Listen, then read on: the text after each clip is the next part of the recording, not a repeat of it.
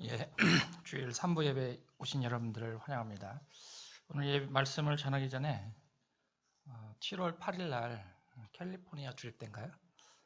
예, 우리 이재솔 형제가 6개월 동안 유학을 가게 됩니다. 그래서 우리 다 같이 기도해주는 시간을 갖도록 하겠습니다. 몸 건강하게 미국에 가서 잘 생활하고 또 그곳에서도 하나님 잘 만나고 믿음 생활 잘하고 주일 성수를 잘 지키면서 건강하게 한국으로 다시 돌아올 수 있게끔 우리 이재솔 형제 일어서 주시면 감사하겠습니다. 예, 우리 통성으로 기도해주는 시간 갖도록 하겠습니다. 거룩하신 아버지 하나님께서 우리 이재솔 형제 사랑하여 주시고 축복하여 주시니 감사합니다. 하나님께서 특별히 우리 이재솔 형제 부르셔서 이제 미국으로 가서 유학을 하게 됩니다. 교환학생으로 선택되어서 그곳에서 공부를 하며 또 다른 세계를 경험하게 됩니다. 우리 주님께서 이재솔 형제에게 건강 지켜주시고 믿음 지켜주시고 어느 곳에 있든지 간에 하나님을 사랑하고 하나님을 경험하며 하나님께 은혜로 다가갈 수 있는 주님의 귀한 형제 되도록 주님께서 축복으로 인도하여 주시옵소서. 돌아올 때까지 성령 하나님께서 인도하여 주시고 사랑이 넘치는 가운데 잘 귀국해서 더욱더 성장한 그리스도인이 될 수 있도록 우리 주님 이재솔 형제 사랑으로 채워주시옵소서. 예수님의 이름으로 기도드렸습니다. 우리 한번 박수 한번 쳐드릴까요? 예배 후에 또 개인적으로 나누는 시간 가질 수 있도록 하겠습니다. 우리는 갈라디아서를 계속 보고 있습니다. 저번 시간에 1시간을 했었는데 많이 어려웠죠. 여러분들 사도행전을 잘 이해하지 못하면 갈라디아 이 부분을 잘 이해할 수 없다라고 했습니다. 특히 사도행전 13장부터 15장 이 사이가 바울이 1차 전도 여행을 했던 그런 장이죠. 그렇기 때문에 이 부분을 집에 가셔서 묵상을 하시면 갈라디아서를 보는데 많이 유익이 될 것입니다. 갈라디아서는 바울이 지었죠. AD 약 49년에 바울 서신 중에서 가장 먼저 지었던 책입니다. 앞에서 말했지만 바울이 제1차 전도 여행 중에 터키 남부 지역을 순회하죠. 그때 지역은 비시디아, 안디옥, 루스드라, 더베, 그리고 이고니온 이렇게 위치한 지역입니다. 그곳에는 당시 하나님의 교회가 이미 있었습니다. 그리고 예수 그리스도를 알고 있었습니다. 그곳에 바울이 도착한 거죠. 그런데 차이가 있다면 바울의 관점과 그곳에 섬기는 믿음 생활을 하시는 분들의 관점이 약간 달랐다라는 것을 우리는 알아야 됩니다. 예수 그리스도를 믿는 믿음 위에 하나 더 강조한 부분이 바로 할례와 그리고 율법의 문제를 강조했습니다. 그러니 우리가 믿는 바울이 전하는 믿음은 오직 예수 그리스도를 믿는 믿음으로 구원을 얻을 수 있는데 그들이 생각했던 믿음은 그것에다가 할례와 율법까지 더 붙여줘야 된다 이렇게 강조를 하는 것입니다.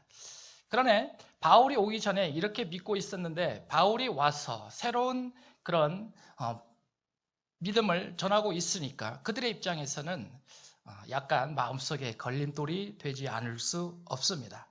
그래서 바울의 사도권을 부인하죠. 바울을 인정하지 않습니다. 이에 바울은 갈라디아서 1장 1절에서 자신의 사도권을 이렇게 표현합니다. 자신은 사도 사람에게서 난 것도 아니요 또 사람들에게서부터 난 것도 아니다.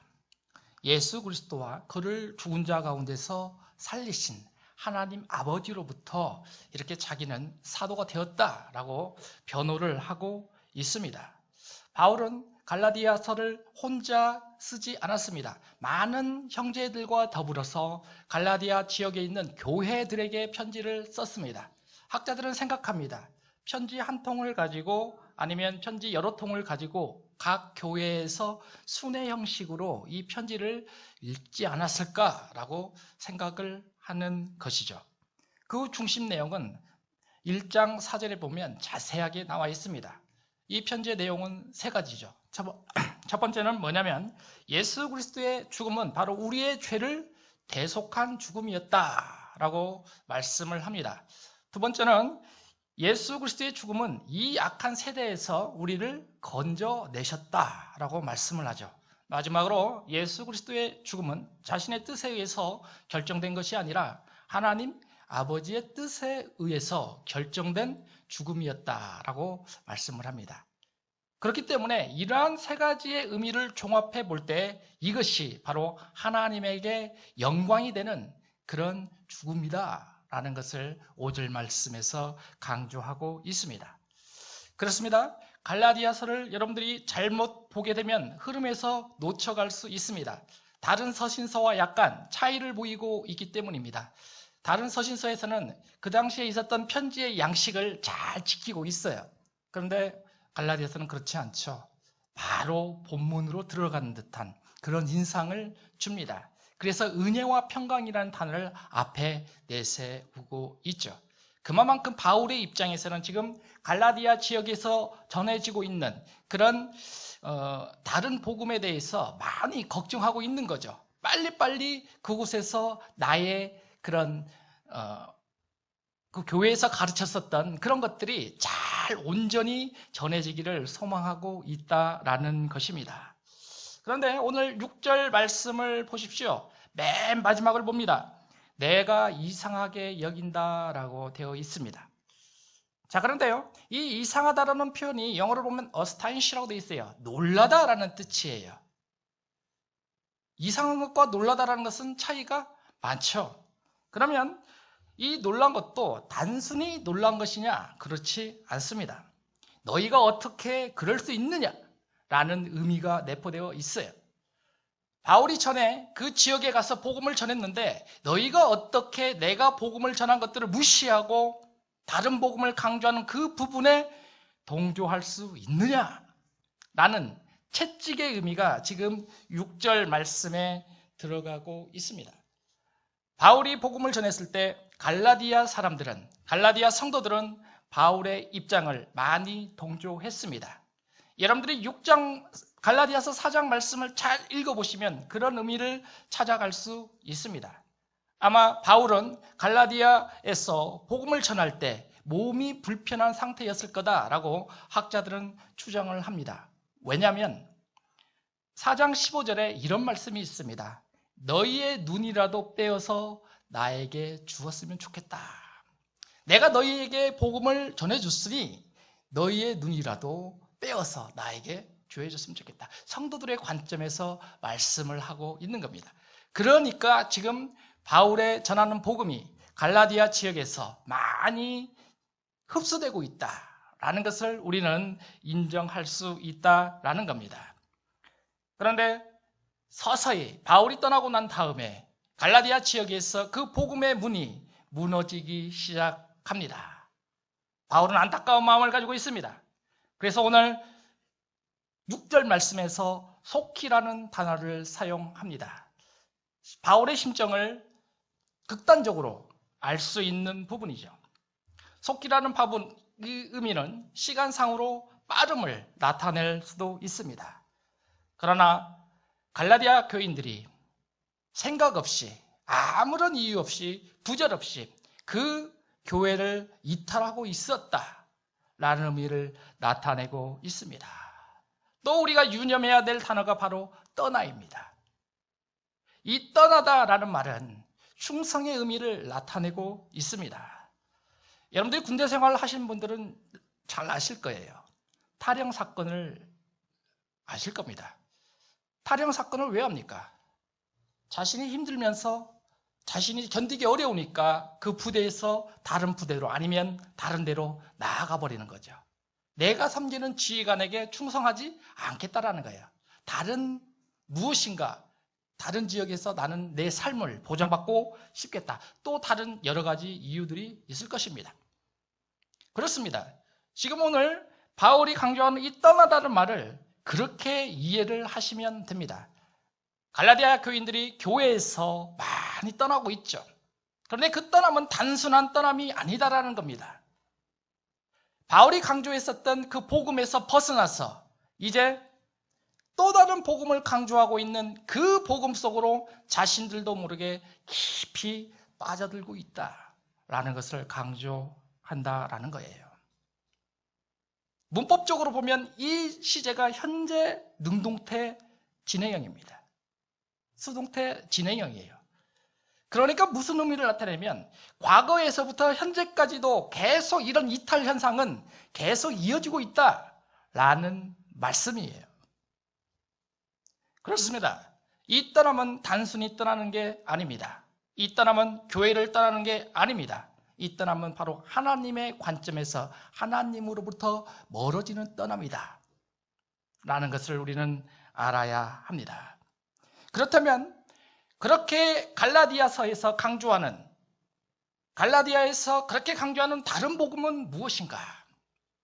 우리는 이 부분을 잘 찾아야 합니다. 오늘 말씀의 본문의 주제가 무엇입니까? 복음이란 말씀으로 제가 주제를 정하지 않았습니까?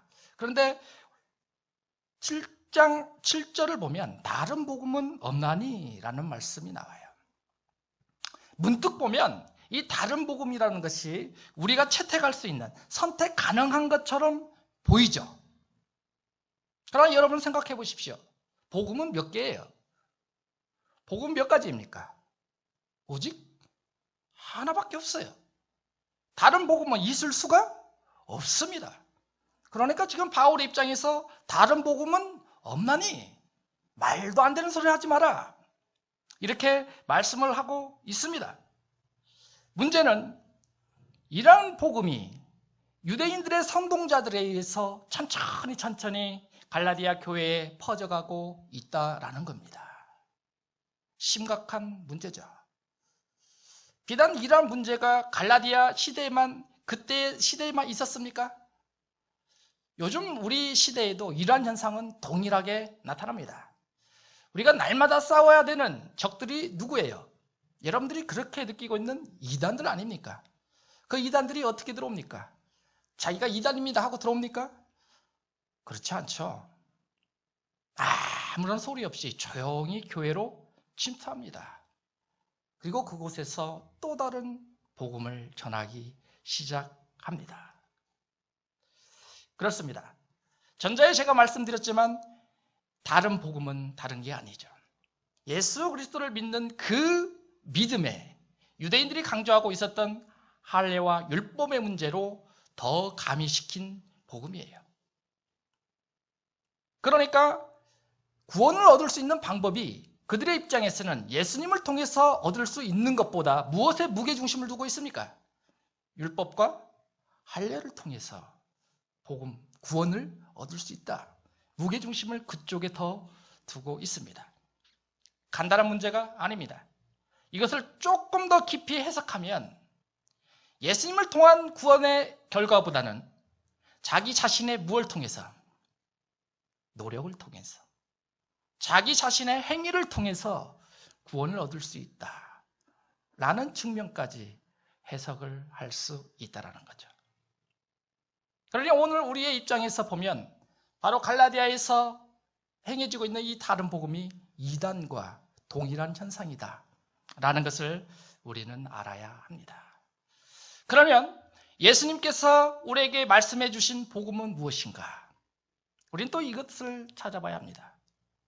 마가복음 1장 14절과 15절에서 예수님은 복음에 대해서 명확히 던져주고 있습니다. 요함이 잡힌 후 예수께서 갈릴리에 오셔서 하나님의 복음을 전파하여 이르시되, 여러분들 잘 아시죠? 내가 찾고 하나님의 나라가 가까이 왔으니 회개하고 복음을 믿으라 하시더라. 그렇습니다. 마가가 기록한 최초의 복음의 내용입니다. 그것은 다른 게 아닙니다. 예수님께서 강조하셨던 것의 복음의 핵심은 하나님의 복음입니다. 하나님의 구원 통치가 이제 임박했다. 이것을 나타내는 의미가 중요합니다. 그것이 복음이다라는 것이죠. 창조주 하나님이 온 세상을 다스림으로써 우리 앞에 이루어낼 구원, 그것이 예수님께서 강조하시는 복음입니다. 그 복음은 바로 누구를 통해서만 이루어집니까? 예수님을 통해서만 이루어집니다. 사도들은 고린도전서 15장 1절부터 11절에서 또다시 복음에 대해서 논합니다. 그러니까 복음의 관점이 두 가지로 분류되죠. 예수님의 관점과 사도들의 관점, 이렇게 나누어질 수 있습니다. 바울이 기록한 복음은 다른 게 아닙니다. 예수 그리스도의 죽음과 부활입니다. 15장 3절과 5절을 보면 이 복음에 대해서 네 마디로 간략하게 요약을 해놓고 있어요. 그 첫 번째가 뭐냐면 그리스도가 우리의 죄를 위하여 성경대로 죽었다라고 표현합니다. 두 번째는요, 그가 장사되었다라고 표현합니다. 세 번째는 그가 사흘 만에 성경대로 일으켜졌다. 네 번째는 그가 게바에게 나타났다라고 되어 있어요. 동사가 4개가 나옵니다. 그런데 우리가 눈여겨봐야 될 단어가 바로 성경대로예요. 왜? 구약시대에 예언해놨고 구약시대에 언약했었던 그 말씀들이 성경대로 그대로 이루어졌다. 그런데 그 성경대로 단어가 바로 예수 그리스도의 죽음과 예수 그리스도의 부활 앞에 놓여져 있습니다. 다른 부분은 부연 설명하는 부분들이죠. 그렇기 때문에 바울 사도가 강조하는 예수 그리스도의 복음, 그것은 바로 그의 죽음과 그의 부활입니다. 여러분들 잘 보십시오. 누가복음 15장을 여러분들은 너무나도 잘 아십니다. 바로 어떤 사건이냐면 탕자 사건이 나와요. 이 탕자 사건을 이 신학적인 측면에서 다시 해석을 해봐야 합니다. 이 사건은 아담의 전형적인 모형입니다. 아담의 전형적인 모형이기 때문에 오늘날 우리에게 그대로 적용시킬 수 있다라는 거예요. 예수님께서 이 복음에 대해서 가장 잘 예화를 들어서 설명한 부분이 바로 누가복음 15장이에요. 한번 내용을 볼게요. 탕자는 어떻습니까? 자기 아버지로부터 떠나게 됩니다. 뭘 가지고 떠납니까? 자기가 할당받은 재산을 달라고 하죠. 왜? 그 재산이 있으면 다른 곳에 가서도 자기가 스스로 행복하고 스스로 안락하게 편안하게 잘 생활을 할 수 있을 것이다 라고 생각을 합니다. 그러나 시간이 지나자 탕자가 가지고 있던 그 재산은 어떻게 됩니까? 다 소멸되어 버립니다. 탕자는 고민하기 시작하죠. 어떻게 할까? 아버지를 찾아갈까? 아니면 이곳에서 내가 다시 한번 노력을 해볼까? 예수님은 이 모든 과정을 죽음이라는 단어로, 극단적인 단어를 사용합니다. 당시의 상황에 가장 비참한 방법을 성경에 보여주고 있어요. 그것은 뭐냐? 첫 번째, 이방인의 종이 되어버렸습니다. 그리고 탕자는 모든 재산을 잃고 먹을 것이 없기 때문에 누구하고 함께 생활하게 됩니까? 돼지를 치우면서, 막사를 치우면서 생활을 하게 됩니다. 어떤 상황까지 내몰리게 됩니까? 먹을 게 없어요. 돼지가 먹던 그 음식, 그걸 다시 먹게 되는 거죠. 당시 유대인들의 입장에서 보면 상상을 할 수 없는 그런 일들이에요. 그런데 지금 탕자는 그런 일들이 자기 눈앞에 현실적으로 놓여져 있습니다. 이러한 부분에서 우리는 구원이라는 관점을 다시 한번 생각해 봐야 합니다. 그러면 구원이란 어떠한 것일까? 탕자는 거기서 멈추지 않았습니다. 누구를 찾아갑니까? 자기 아버지를 찾아갑니다. 그 의미는 뭐예요? 여러분들이 지금 하나님을 떠났다가 하나님과 떨어져 있는 그 생활 속에서 타락과 비참한 생활과 어려운 생활에 놓여져 있는데 다시 생각하는 거죠. 누구를 찾는 거예요? 창조주 하나님을 찾는 거예요. 그리고 아버지에게로 돌아옵니다. 아버지가 어떻습니까? 그를 버리십니까? 그를 나무라십니까? 그렇지 않죠. 그를 따뜻하게 품어줍니다. 그리고 가장 좋은 옷을 입히고 가장 좋은 음식을 주게 됩니다. 그렇습니다. 이 부분이 바로 예수님께서 우리에게 약속해 주시는 복음입니다. 하나님은 우리의 죄성을 아시죠. 우리가 하나님으로부터 떨어졌다 해서 우리가 자기에게 돌아올 것을 기다리고 계시죠. 막지 않으십니다. 다시 회개해서 하나님 앞에 나아갔을 때 하나님은 우리에게 무엇을 주십니까? 아들됨을 허락하십니다. 그 아들됨은 무엇과 연계가 되면 상속자와 바로 연계가 됩니다. 거기서 끝나지 않습니다. 탕자가 갔던 것처럼 우리도 하나님 앞에 왔을 때 우리의 생활의 풍요로운 잔치에 우리는 도달할 수 있게 됩니다. 결국 최종 목적지는 어디입니까? 바로 하나님 나라 아니겠습니까? 영생을 얻게 되는 그런 기쁨을 우리는 누리게 된다라는 거예요. 그렇습니다. 누가복음 15장에 나오는 이 탕자의 비유가 구원 사건에 있어서 복음 사건에 있어서 우리에게 이렇게 큰 메시지를 전해주고 있습니다. 여기에 계신 모든 분들이 지금 이 말씀을 듣고 생각하고 있지 않습니까? 과거의 내 삶이 어땠는가? 나는 이런 경험이 없었는가? 현재 나는 하나님과 동행하고 있는가? 하나님께서 나를 인정하고 계시는가? 그런데 거짓 교사들은 지금 갈라디아 교회에서 다른 복음을 가르치고 있습니다. 여러분들 생각을 해보겠습니다. 12사도들은 예수님과 동행했죠. 12사도들은 유대인이었습니다. 12사도들은 모두가 다 할례를 받았습니다. 그러나 바울을 보십시오. 바울은 어떻습니까? 유대인의 전통에서 자랐던 그런 사람이죠. 그런데 바울은 예수님께서 선택하였던 그 12제자와 사뭇 다른 모습을 바라보고 있어요. 그것이 바로 결정적인 차이가 뭐냐면 바로 할례와 율법입니다. 그런데 바울은 그것을 철저하게 배제시키고 있죠. 오직 믿음으로만 구원을 얻을 수 있다. 그러니 거짓 사도들의 입장에서는 속이 타들어가지 않을 수 없습니다. 우리는 이 부분에 있어서도 다시 한번 짚어봐야 합니다. 여러분들 생각해 보십시다. 이런 일들이 우리 주위에서도 똑같이 일어나고 있어요. 그들은 지금 예수 그리스도를 믿지만 무엇을 받아야 한다고 주장하고 있어요? 할례를 받아야 한다라고 주장하고 있습니다. 그 의미는 무엇입니까? 그들이 이방인이 누구처럼 되어야 된다. 유대인처럼 되어야 된다. 라고 그들은 강조하고 있어요.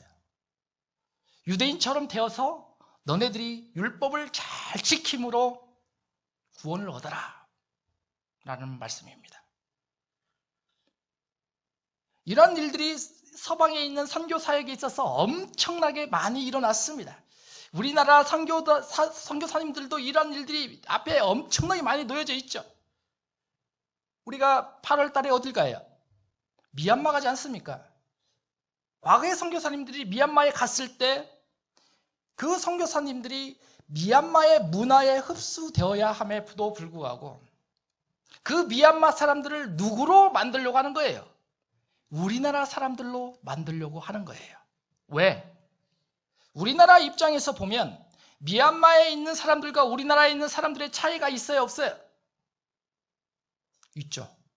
여러분들이 필리핀 사람이나 미얀마 사람들을 딱 봤을 때 처음으로 여러분들 생각하는 게 뭐예요? 자신과 동등한 사람으로 여깁니까? 거의 없어요. 저도 그래요. 우리보다 약간 낮은 사람으로 보죠. 제 친구 중에 필리핀 사람하고 미얀마 사람이 있었어요. 그들도 똑같은 생각을 가지고 있어요. 필리핀이 누구보다 잘 살아요. 미얀마보다 잘 살죠. 그러니까 필리핀에 있는 목사님이 미얀마에 있는 목사님을 어떻게 보는 거예요? 한 단계 낮은 사람으로 보고 있는 거예요. 지금 똑같은 상황이 나오는 거죠. 그러니까 이방인이 지금 유대인처럼 되라는 거예요. 있을 수 있습니까? 있을 수 없죠. 그래서 우리는 복음을 전할 때 상대성이 필요한 것입니다. 그들의 문화를 인정해 줘야 합니다. 다르게 생각하면 우리 교회에도 수많은 사람들이 있지 않습니까? 다 똑같은 모양을 가지고 있습니까? 그렇지 않아요. 어떤 사람들은 공부 잘하죠. 어떤 사람들은 공부 못할 수 있어요. 어떤 사람들은 능력이 탁월하죠. 그런데 어떤 사람들은 그러지 못할 수 있습니다. 그러나 교회는 그런 것들을 품을 줄 알아야 합니다. 그런 다양성을 잘 포용할 줄 알아야 한다는 거죠. 그들을 변형시키려고 노력하면 안 된다는 거예요. 그들 나름대로 하나님께서 주어주신 직분이 있어요. 그 직분대로 잘 살아가도록 교회에서는 인도해주고 교회에서는 그들을 잘 포용해줘야 합니다. 그랬을 때 그 교회가 생명력이 있는 거예요. 왜 가난하고 능력 없는 사람을 나처럼 똑같이 되도록 강요합니까? 그건 아니죠. 유대인들이 지금 이 입장을 표명하고 있습니다. 너희들이 예수님만 믿으면 안 된다. 너네들이 이방인이지만 우리 유대인들처럼 똑같은 상황이 되어야 된다. 그렇기 때문에 너희도 반드시 할례를 받아야 된다. 그리고 너네들도 반드시 율법의 지침을 따라야 한다라고 강조하는 겁니다. 그러나 우리가 변하지 않아야 될 것이 있습니다. 그것이 바로 복음의 절대성입니다. 여러분들이 생각하는 것처럼 복음은 하나밖에 없습니다. 다른 방법을 통해서 구원을 얻을 수 없어요. 두 번째로 거짓 선생들은 이런 복음의 율법의 준수를 더욱더 가미시켰습니다. 여러분 구약 성경을 잘 보십시오. 우리 청년들하고 날마다 지금 구약 성경을 토요일마다 보고 있지 않습니까? 그런데 애굽을 떠날 때 출애굽을 했을 때 모세가 어떤 말을 합니까? 이방인들에게도 뭘 해주면 할례를 해주면 그들이 우리와 동일한 하나님의 백성, 이스라엘 백성이 된다. 그렇기 때문에 그들도 유월절을 지킬 수 있다라고 말씀을 해주시지 않습니까?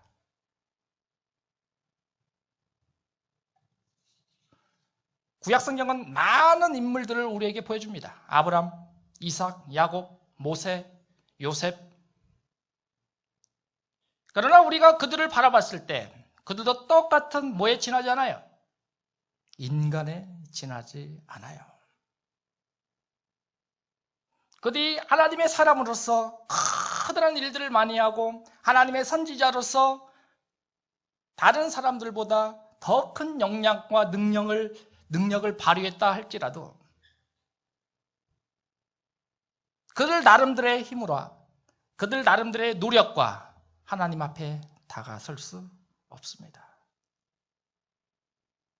많은 사람들이 또 생각하죠.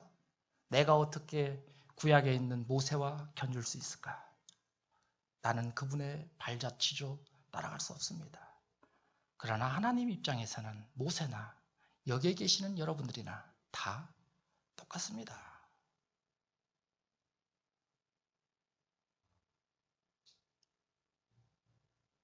그런데 유대인들은 지금 자기들조차도 지키지 못하는 그 이런 율법을 누구에게 강요하고 있는 거예요? 이방인들에게 강요하고 있습니다. 여러분 세상에 오신 분들 중에 세상에 오셨던 분들 중에 율법을 온전히 지키신 분은 오직 누구밖에 없어요? 예수님 한 분밖에 없어요. 다른 사람들은 흉내만 냈어요. 다른 사람은 의의를 이룰 수 없어요. 그것을 강조한 부분이 로마서 3장이에요. 그렇기 때문에 예수 그리스도가 죽음을 통해서, 십자가의 죽음을 통해서 우리의 의의를 대신해 주신 겁니다. 그렇기 때문에 우리는 의로운 사람이 된 것입니다. 그런데 지금 거짓 선지자들이 다른 복음을 전하고 있으니까 이방인들이 어느 길로 가고 있습니까? 자기도 모르게 서서히 멸망의 길로 쫓아가고 있습니다. 아쉬운 현상들이죠. 자기가 개척해 놓은 이런 교회에서 지금 바울의 입장을 보십시오. 이런 엄청난 일들이 들리고 있는 거예요. 그러니까 바울은 얼마나 마음이 급했겠어요. 여러분들이 지금 바울이 되어 보십시오. 여러분들이 지금 다른 곳에 선교에 가셔서 교회를 반듯하게 세워놨는데 말도 안 되는 거짓 선지자들이 와가지고 똑같은 일을 하고 있다고 생각해 보십시오. 여러분들의 마음은 어떻겠습니까? 가만히 있겠습니까? 아니죠. 지금은 어떻게 해요? 비행기 타고 바로 달려가겠죠. 그러나 그 당시에는 유일한 교통수단이 뭐예요? 편지죠. 그래서 편지를 쓴 거예요.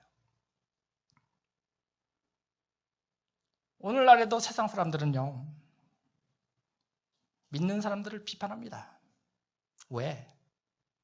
믿는 사람들이 온전한 삶을 살지 못한다. 그런 시각으로 바라봅니다. 우리도 똑같은 시대에 살고 있지 않습니까?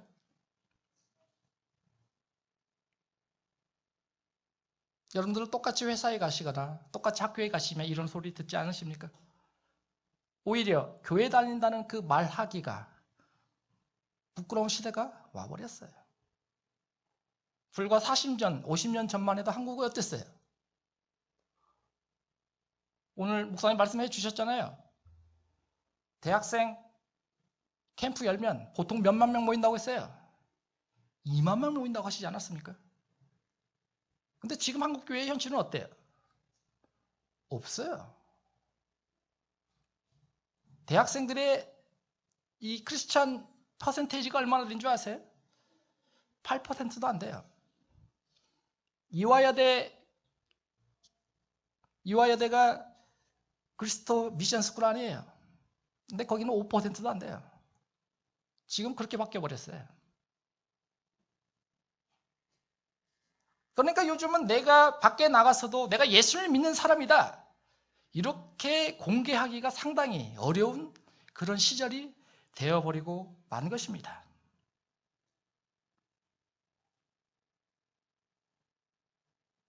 그러나 우리는 여기서 유념해야 될 게 있습니다. 그렇다고 우리가 예수 믿는 사람으로서 너무나 선행에 치우치면 안 됩니다. 너무나 올바른 삶을 강조하다가 세상을 떠난 내 친구도 있습니다. 저는 직접 그 친구를 봤어요. 안타깝죠. 왜? 그렇게 똑바른 삶을 살았지만 누구를 몰랐어요? 예수님을 몰랐어요.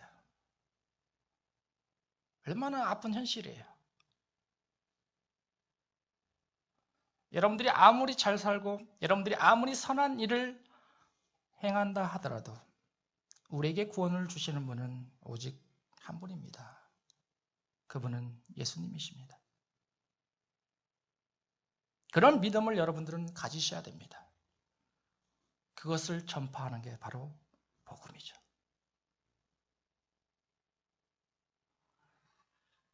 마태복음 5장 17절에 예수님께서 뭐라고 말씀하십니까? 내가 율법이나 선지자를 폐하러 온 것이 아니다.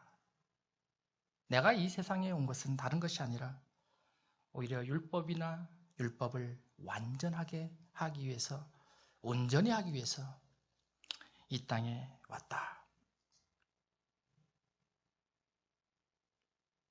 그렇습니다. 예수님께서는 자신의 죽음을 통해서 우리에게 의를 주셨죠.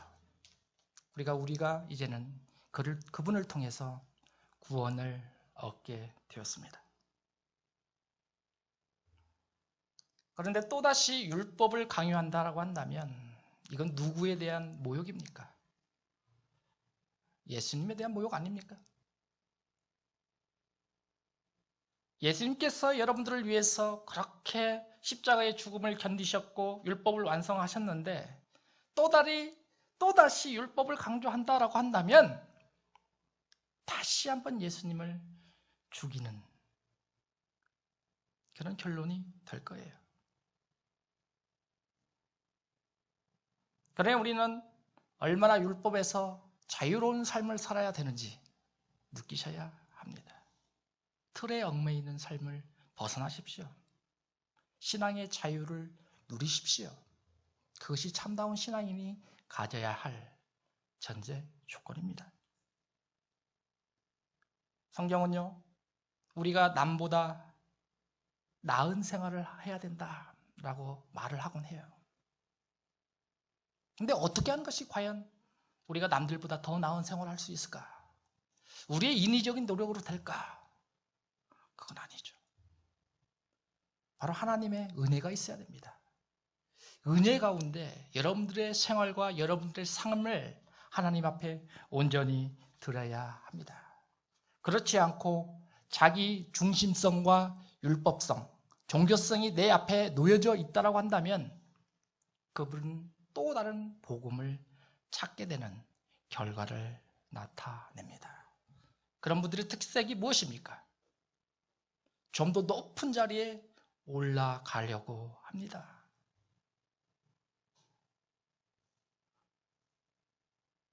그리고 남들의 생활을 하찮게 보자.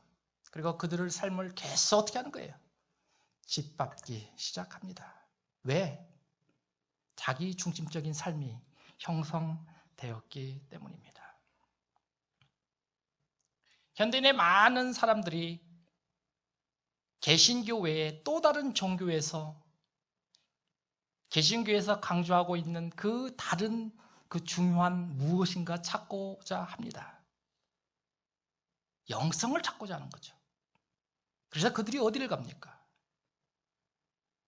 요즘 우리나라에 있는 많은 기독교인들이 떠나서 어디로 개종하고 있어요? 캐톨릭으로 개종하고 있지 않습니까? 그리고 또 어디로 가고 있습니까? 불교로 가고 있습니다. 그리고 거기에서 자기 자신의 성취욕을 느낍니다.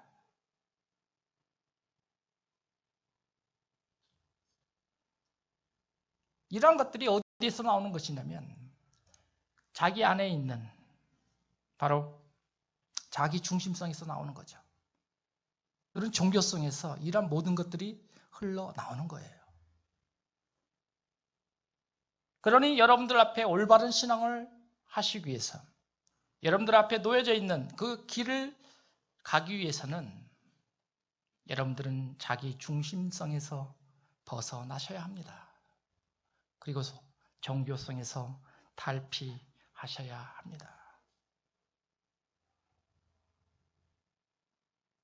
성경이 우리에게 전해주는 그 유익을, 말씀이 나에게 전해주는 그 유익을 경험하지 못하신 분들은 자기 중심성과 종교성의 테두리에 갇혀있는 사람이에요.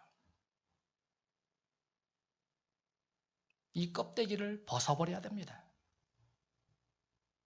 그랬을 때 여러분들은 성경의 보석을 찾아갈 수 있어요. 하나님께서 우리에게 전해주시는 복음이 무엇인지 분명하게 알아갈 수 있습니다. 이제 바울은 다른 복음을 가르치는 그들에게 엄청난 말을 합니다. 그것이 바로 8절입니다. 같이 읽어봅니다. 읽겠습니다. 시작. 그러나 우리나 혹은 하늘로부터 온 천사라도 우리가 너희에게 전한 복음 외에 다른 복음을 전하면 저주를 받을지어다. 그러죠. 9절 하반절에도 뭐라고 되어 있습니까? 저주를 받을지어다 라고 되어 있습니다. 얼마나 무서운 말입니까? 얼마나 단호한 표현입니까? 그런데 바울이 왜 여기에다가 이러한 말씀을 적어 놓았을까요? 바울이 다른 복음 강조하는 그 거짓 선지자들을 심판하기 위해서 이 말씀을 여기다 기록해 놓았을까요? 그들을 판단하기 위해서 놓았을까요? 아니겠죠. 거짓 선지자들도 누구예요? 하나님 입장에서는 누구예요? 똑같은 하나님의 자녀들이죠.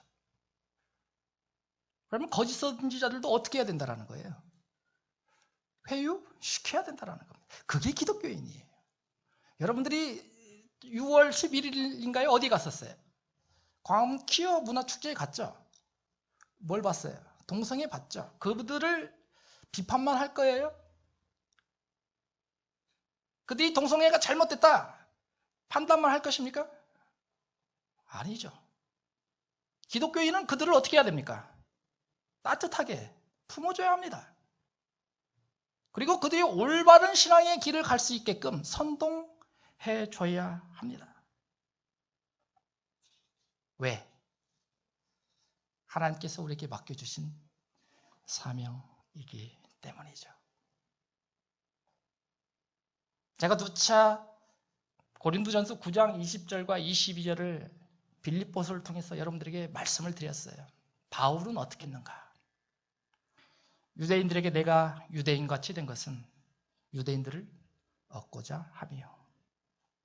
율법 아래에 있는 자들에게 내가 율법 아래에 있지 아니하나 율법 아래에 있는 자같이 된 것은 율법 아래에 있는 자들을 얻고자 함이요. 율법 없는 자에게는 내가 하나님께는 율법 없는 자가 아니요 도리어 그리스도의 율법 아래에 있는 자이나 율법 없는 자와 같이 된 것은 율법 없는 자들을 얻고자 함이라. 약한 자들에게 내가 약하게 된 것은 약한 자들을 얻고자 함이요. 내가 여러 사람에게 여러 사람의 모습으로 한 것은 다른 것이 아니라 몇 사람이라도 구원을 하고자 함이라. 이게 바울 선생님이 우리에게 주신 하나님의 말씀입니다. 여러분들은 이제 신앙생활을 하면서 바울이 걸어갔던 그 신앙의 발자취를 쫓아가야 합니다. 그는 다른 사람의 종이 되었습니다. 우리 모두가 복음 안에서 즐겁고 하나님과 함께 동행하기를 원하고 있습니다. 그러나 바울은 어땠습니까? 단호했죠. 복음 앞에서는 단호했습니다. 복음을 통해서 평화주의를 얻자는 게 아닙니다. 복음을 통해서 하나님의 나라를 완성해 나가자라는 거예요. 이제 갈라디아서 1장 10절에서 바울은 말합니다. 이제 내가 사람들에게 좋게 하랴, 하나님께 좋게 하랴, 사람들에게 기쁨을 구하랴, 내가 지금까지 사람들의 기쁨을 구하였다면 나는 그리스도의 종이 아니다 라고 말을 합니다. 우리가 진리 때문에 때로는 사람들의 마음을 아프게 할 수도 있습니다. 그러나 여러분, 참나온 진리를 전하는 것이 우리의 앞에 놓여 있는 영혼을 살리는 길임을 명심하셔야 합니다. 하나님 편에 있어서 사람을 기쁘게 하는 것보다 하나님을 기쁘시게 하는 여러분들의 삶이 되시기를 소망합니다. 한 주간도 이 말씀 기억하시면서 주님과 함께 동행할 수 있는 그런 시간 되시기를 바랍니다. 우리 기도하며 나아갈 수 있도록 하겠습니다. 찬양 하나 하겠습니다. 찬양은 나의 피난처 예수여.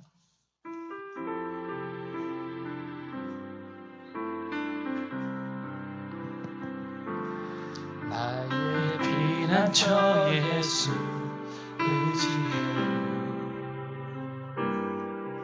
나의 피난처 예수 의지해.